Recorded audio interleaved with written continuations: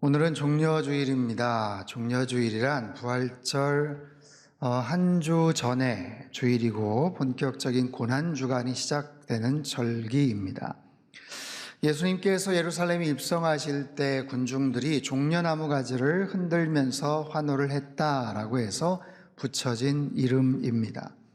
예수님의 공생의 사역의 끝과 이제 시작될 고난주간, 십자가와 부활 사건을 연결하는 굉장히 중요한 브릿지 역할을 하는 그런 시간, 그런 날이기도 합니다. 3년의 공생의 기간을 마치신 예수님은 십자가를 지시기 위해서 예루살렘을 향해서 들어가시죠. 그동안은 메시아 되심을 숨기기도 하셨고 사람들에게 알리지 말라라고 경고도 하셨지만 이제는 많은 사람들 앞에서 당신 자신이 인류의 왕이고 유대인의 왕으로 메시아로 이 땅에 오셨다는 것을 그렇게 밝히시며 예루살렘에 들어가십니다.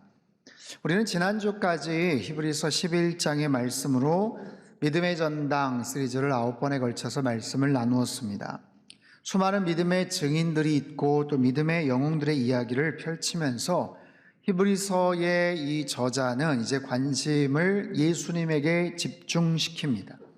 예수를 바라보자, 예수님을 바라보는 것, 이것이 고난주간을 맞이하는 우리들에게 가장 중요한 믿음의 자세이기도 합니다. 모든 신앙인들이라면 어떤 상황에서든지 예수님을 바라보며 살아가야 되겠죠. 그들을 향한 삶의 아름다운 믿음의 여정, 또 오늘 본문에 경주라는 단어가 나오는데 어떻게 하면 이 종려주의를 맞이하면서 또 고난주간을 맞이하면서 어떻게 하면 우리가 믿음의 경주를 잘 감당할 수 있을까? 오늘 본문을 통해서 함께 살펴보기를 원합니다. 그 첫 번째, 분명한 확신을 가지라입니다. 1절 말씀을 전반부까지 한번 읽겠습니다. 시작. 이러므로 우리에게 구름같이 둘러싼 허다한 증인들이 있으니. 자, 세상의 모든 일에는 확신이 필요합니다. 내가 하는 일에 대한 분명한 확신, 소신이라고도 말할 수 있고 자기 철학, 중심이라고도 말할 수가 있겠죠. 만약에 그것에 대한 확신이 없으면 우리들은 끊임없이 갈등을 합니다. 고민을 하게 마련이죠. 이 길이 맞는가? 내가 하는 것이 옳은가? 언제까지 이래야 되는가? 여러 가지 고민들을 하고 마음이 왔다 갔다 하는 거예요. 말씀을 드렸듯이 여러분 히브리서의 배경은요, 유대교에서 기독교인이 됐다가 다시 유대교를 역개종을 하려는 사람들을 향해서 기록이 된 바로 그런 책이에요. 그렇기 때문에 이 사람들의 마음이 지금 왔다 갔다 하고 있어요. 갈팡질팡하고 있다라는 거죠.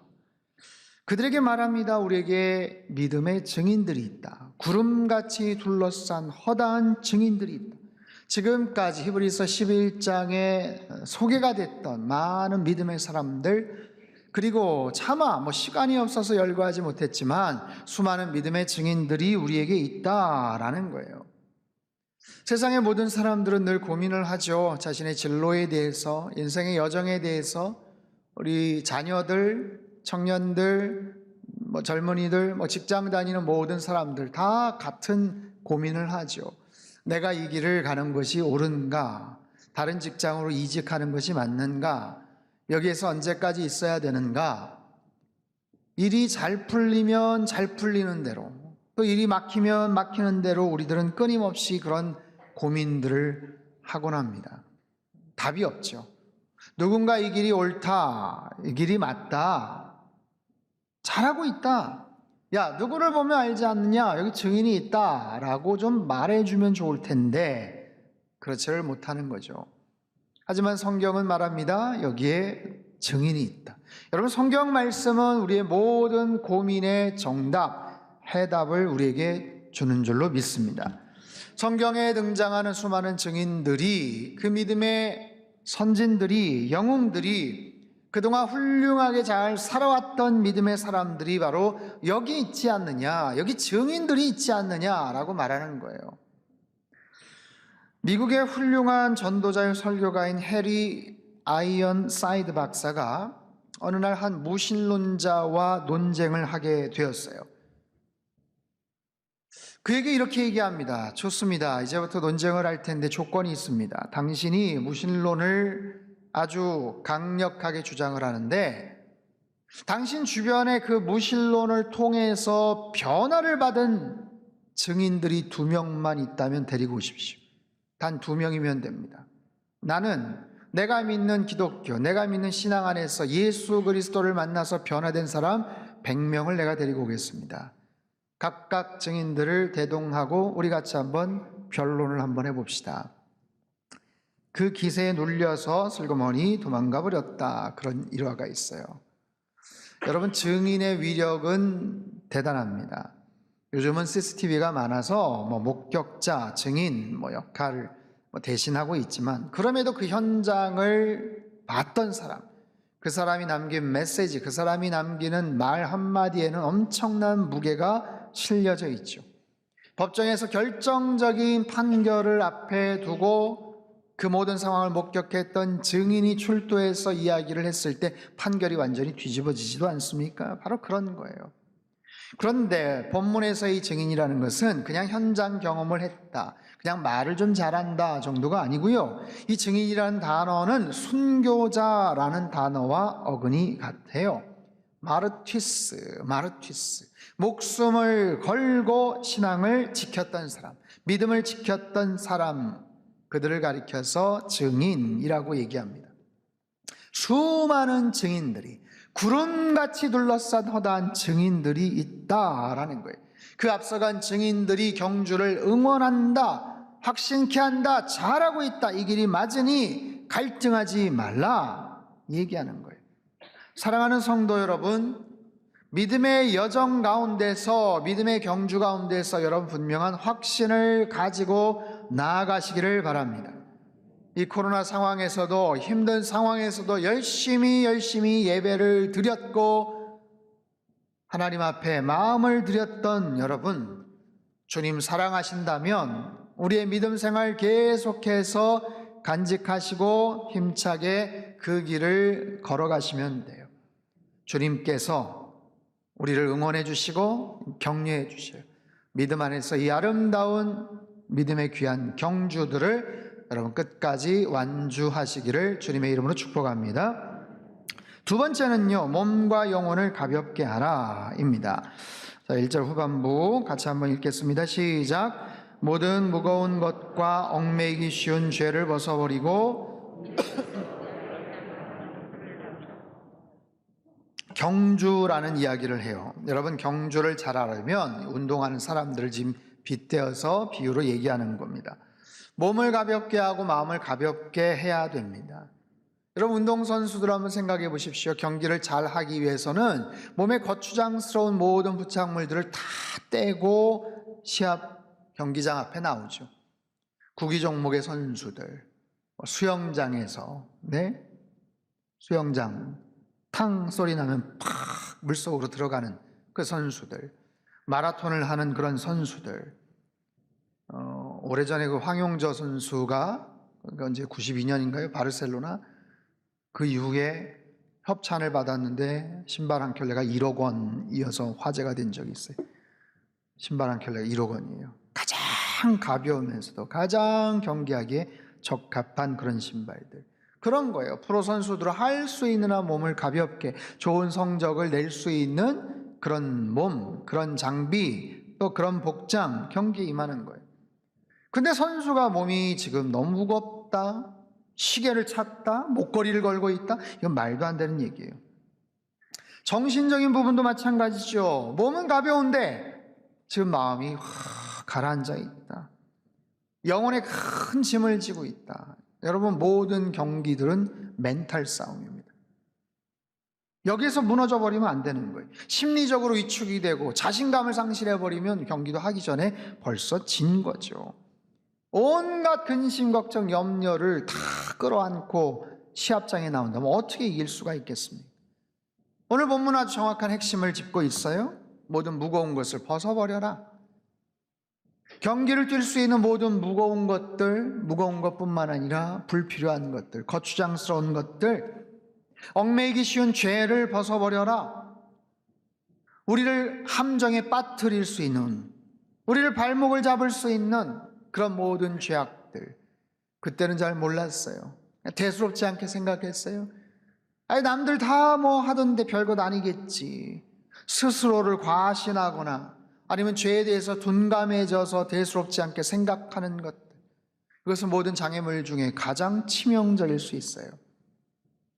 유진 피터슨 목사님, 목회자의 목회자라고 아주 존경을 받았던 유진 피터슨 목사님이 평생의 구약과 신약을 현대적인 언어로 번역을 한 성경이 있어요. 그게 이제 메시지 바이블인 아주 귀한 그런 역작을 남겼죠. 이분의 이 메시지 바이블에 보면 이 부분을 이렇게 번역을 해요.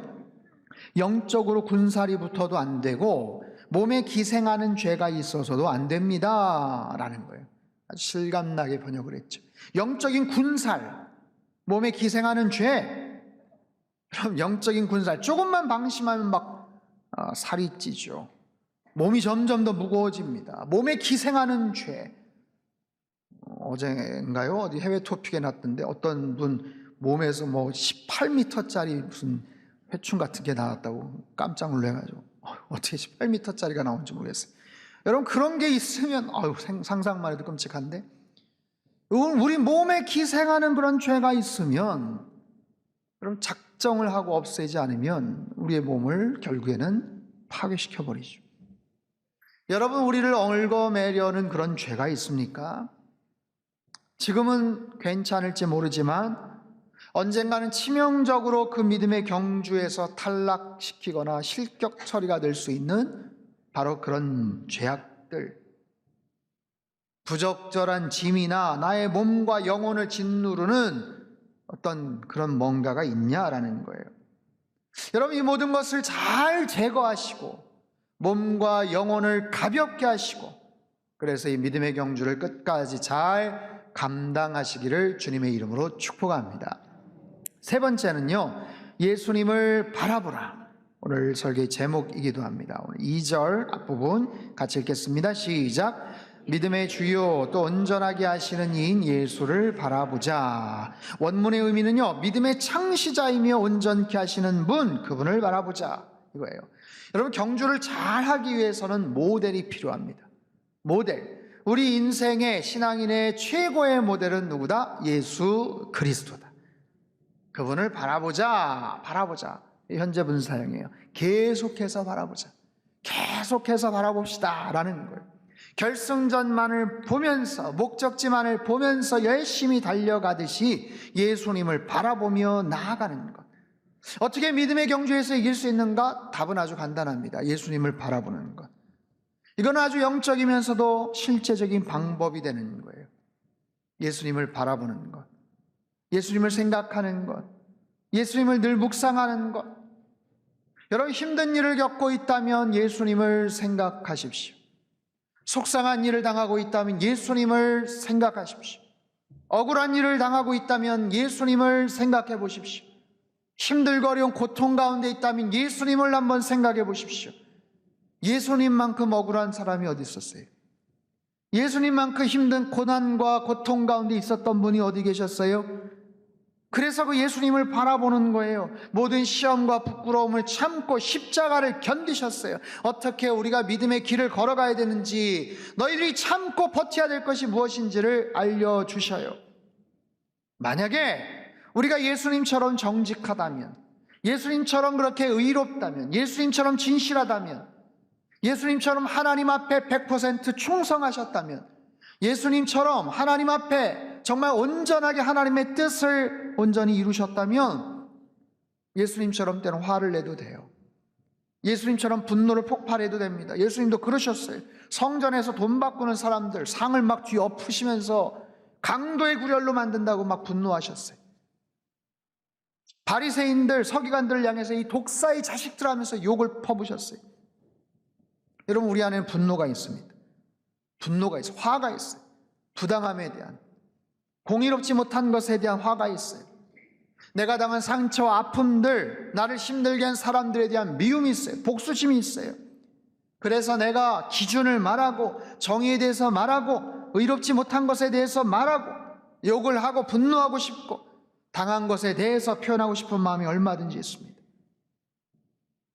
그런데 나에게도 실수와 부족함이 있었다면, 내가 좀 더 참았더라면, 내가 좀 더 용납했더라면, 내가 좀 더 사랑했더라면, 아니 무엇보다도 그 상황에서 내가 좀 더 정직하고 성실했더라면, 만약에 그렇다면 우리에게는 그다지 큰 소리로 말할 거리가 없어요.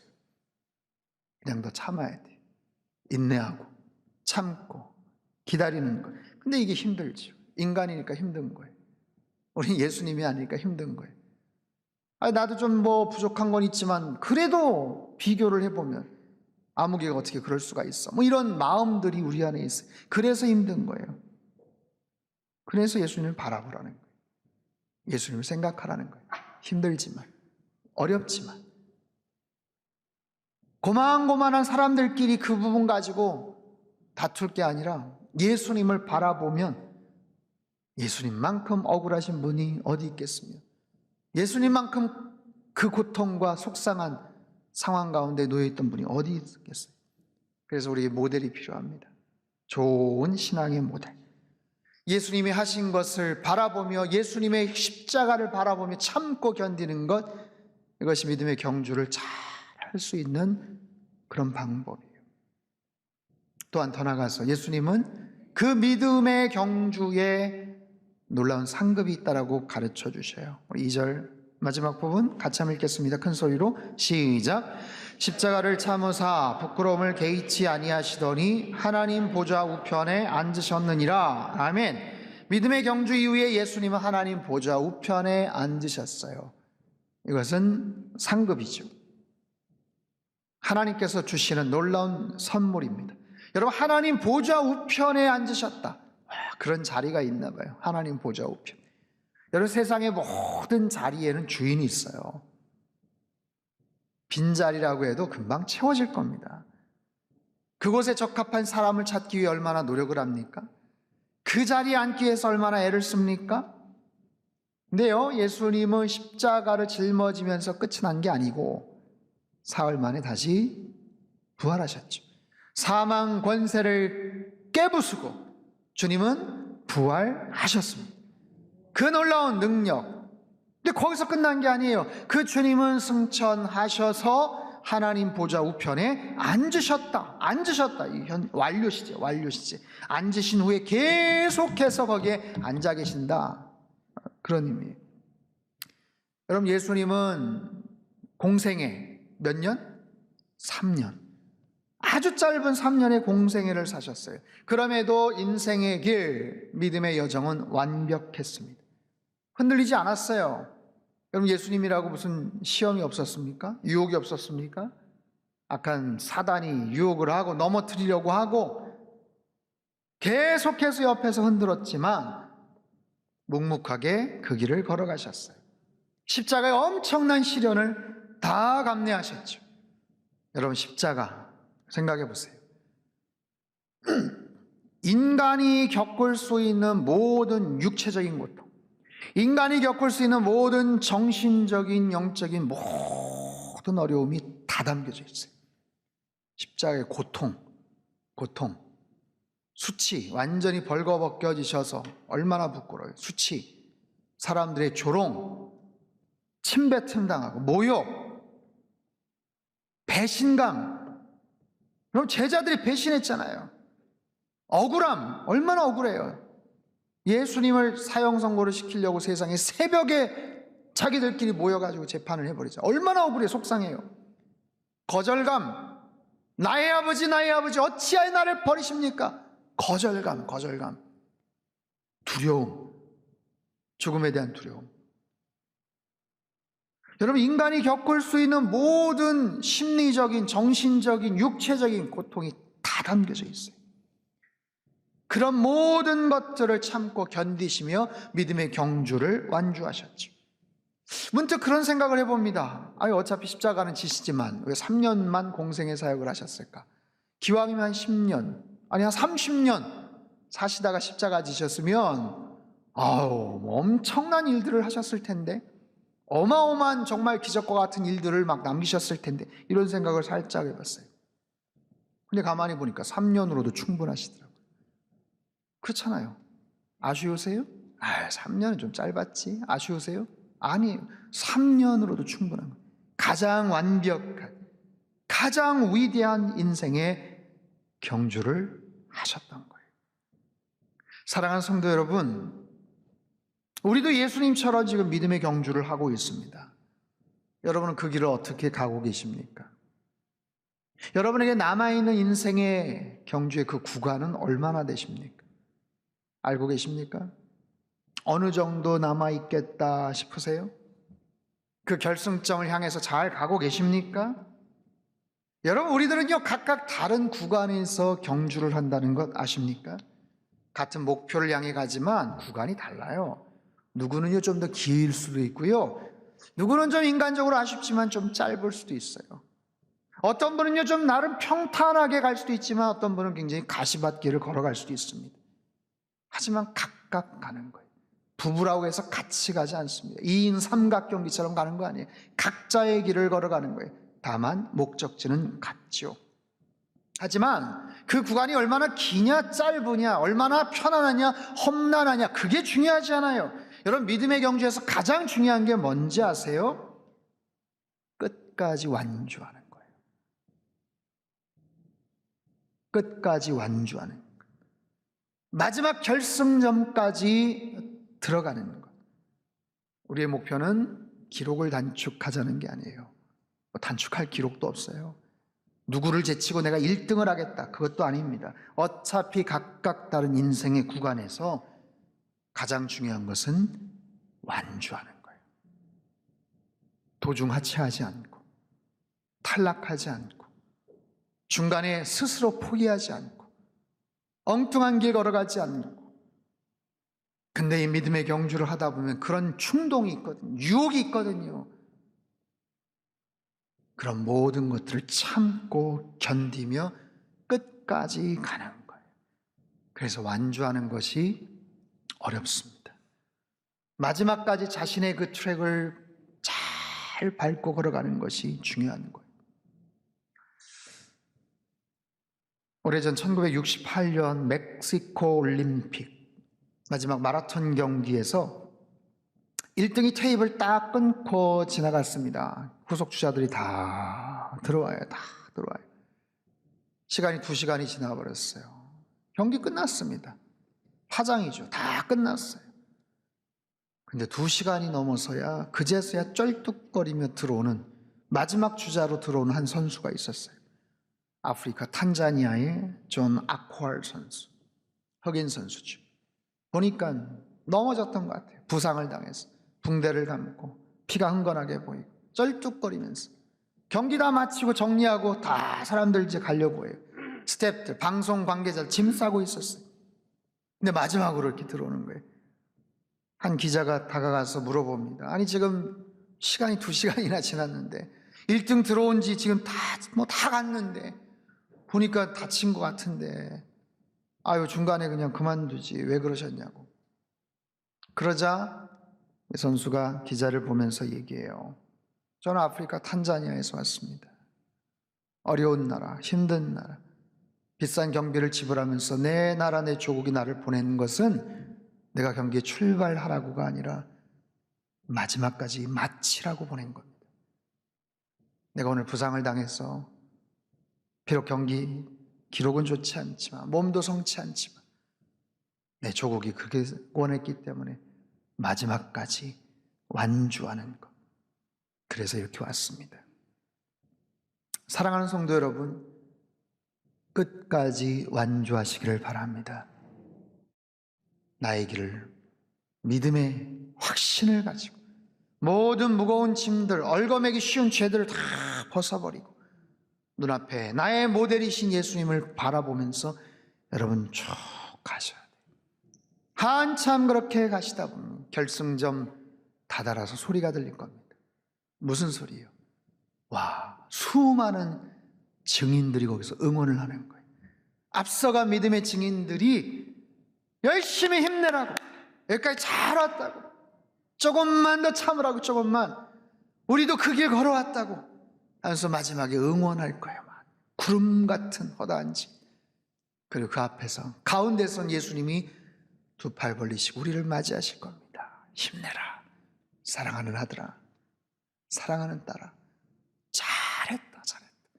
여기까지 잘 왔다. 조금만 더 힘내자. 그렇게 우리를 맞이하실 거예요. 예수님을 바라보시며 믿음의 경주를 끝까지 완주하시는 저와 여러분의 삶이 되시기를 주님의 이름으로 축복합니다.